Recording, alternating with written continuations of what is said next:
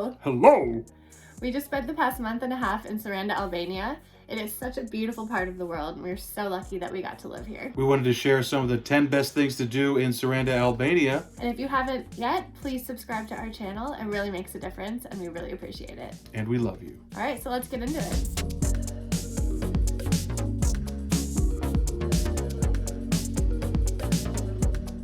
So this promenade is fairly new here in Saranda, but it's always crowded with people. Today's a Saturday, so it's especially busy out. Happy Saturday. We go walking here a lot. Yes, happy Saturday. I want to show you guys my favorite boat that's docked out here. This one. It's a pirate ship. Saranda's promenade stretches over 1 kilometer along the water.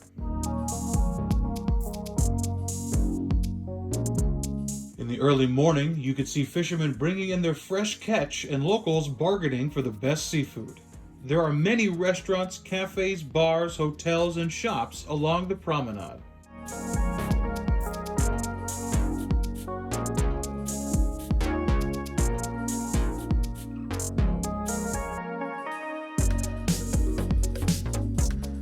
Cafe culture is big in Albania, and you'll see people sitting at various cafes on the promenade, sipping espresso and chatting at all times of the day.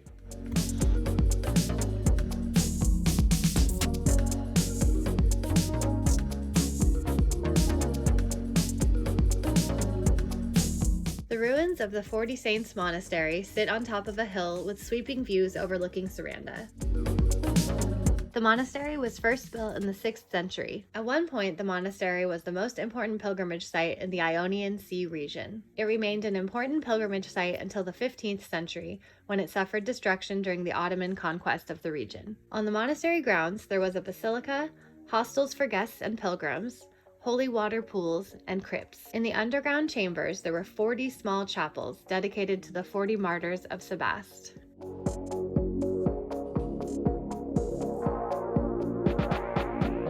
The site of the 40 Saints Monastery still retains some importance today. The Greek Orthodox community, pilgrims, locals, and tourists still visit the site.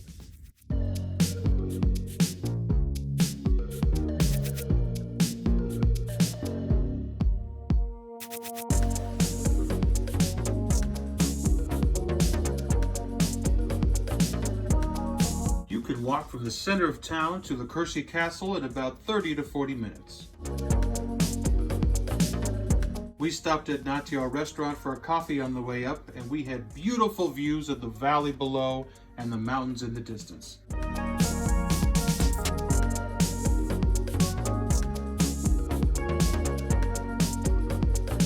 The castle was built in 1537 by Sultan Suleiman the Magnificent, who has a really cool name.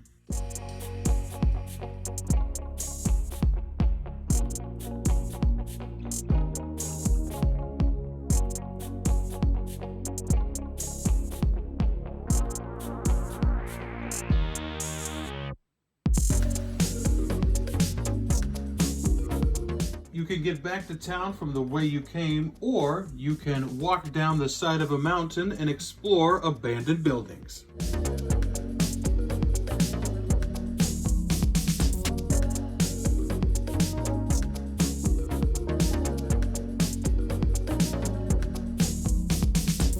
The ancient city of Butrint is located 18 kilometers south of Saranda inside Butrint National Park. It's a great place for people who love nature and archaeology, and has been declared a UNESCO World Heritage Site. The 2,500-year-old ancient ruins inside Butrint National Park are some of the most underrated archaeological sites in the region. Inside the park, there are different artifacts and structures dating from the Iron Age up until the Middle Ages. You can easily spend 2 to 3 hours inside Butrint, especially if you read every sign. You may want to do the brochure's suggested route backwards and start with the castle, as this is where the majority of the well-preserved artifacts can be found. The entrance to the museum inside the castle is included in your ticket price. Butrint National Park covers 94 square kilometers of lakes, swamps, and islands. There are over 1,200 plant and animal species which are under the protection of the national park. You can see a lot of these if you take a trip on Butrint Lake.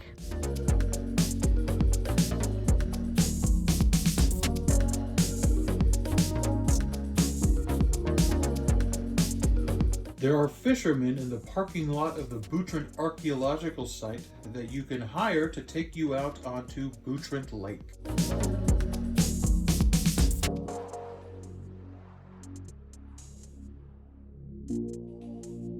Out on Butrint Lake, you can go to Ali Pasha's castle, which is located at the mouth of the Varvari Channel, and you can only get to it by boat. The castle was built by the Ottoman ruler Ali Pasha of Tepelena in the early 19th century. Ali Pasha's castle was built over a Venetian fortified house that controlled fishing traps in the bay. You can still see some of the remains of the house inside. The view of the bay, Butrint National Park, and Corfu are stunning, and we really enjoyed this boat ride.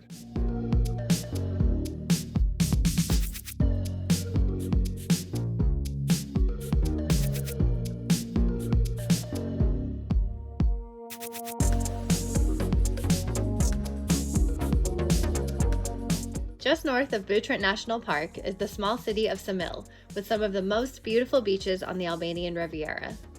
There are restaurants, bars, and hotels along the beach. In the low season, the majority of businesses in Ksamil are closed. The city is a popular destination in the high season from May through September. There are 3 islands just off of Ksamil and so many activities to do along the beaches. The bus that goes between Saranda and Butrint also stops at Ksamil, dropping you just a short walk from the beach.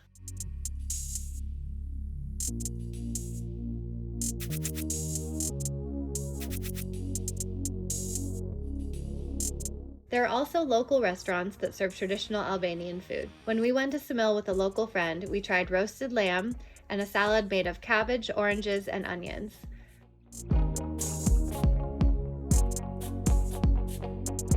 We also tried homemade wine in plastic bottles.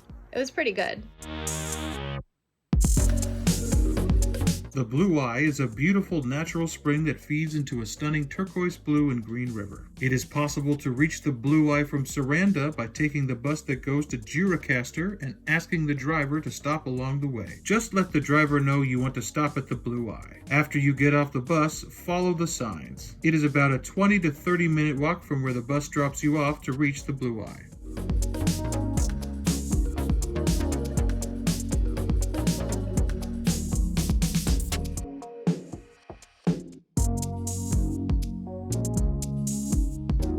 It is an amazing sight, especially knowing that the Blue Eye is at least 50 meters or 150 feet deep.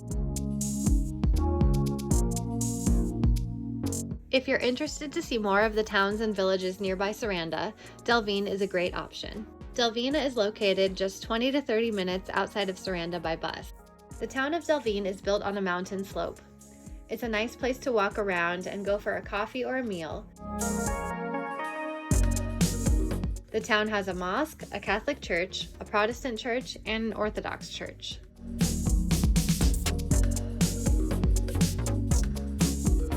The most interesting thing there was visiting the remains of a medieval castle up on a hill. It's about a 30-minute walk to get up to the ruins from the center of town. Ask any local by saying the word Kala, which means castle, and they can point you in the right direction to get there.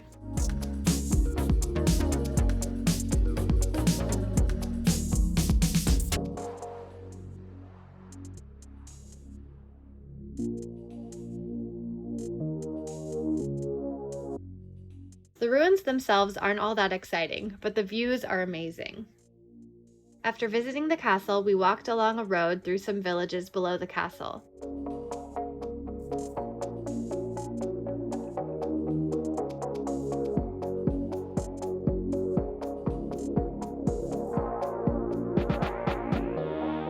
During the low season, October to April, there are fewer choices for restaurants in Saranda because a lot of businesses are closed. But even so, we found plenty of wonderful restaurants to eat at in the center of town. A few of our favorite restaurants are Marini, Hachi, Paradise, and Lamani. Some restaurants are open just one night per week in the low season. Albanian food is delicious.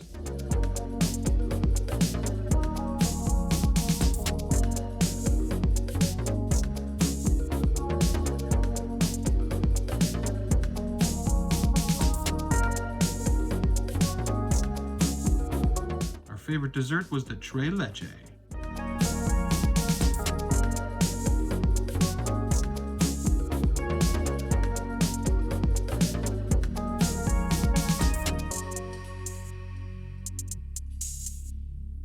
The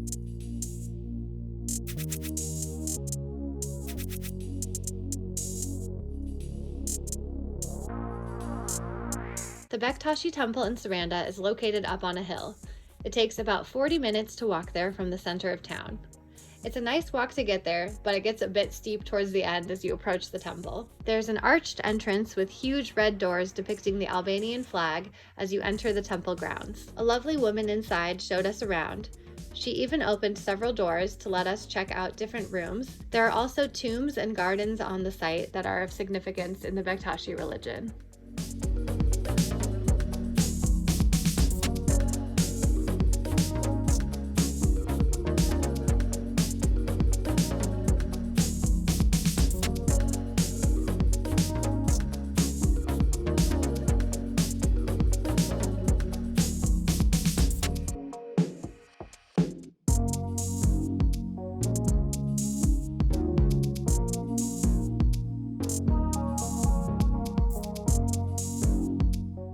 It's an interesting place to visit in Saranda, and the views from the top of the temple are really worth seeing.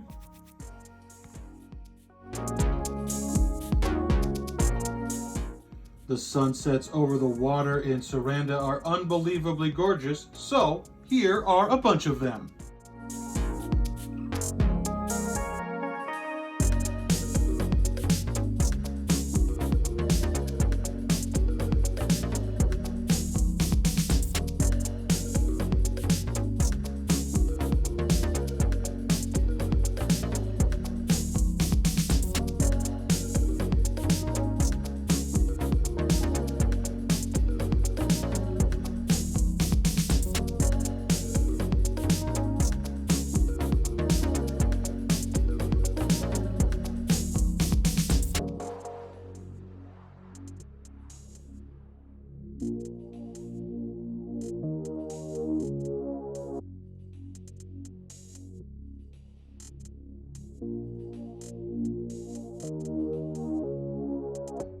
We hope you liked that video. We've actually included 3 more things to do in Saranda in an article on our blog. You can check that out in the description box below. If you forgot from before, still subscribe. Please subscribe, it really supports our channel, and we'll see you in the next video. Hooray! Bye.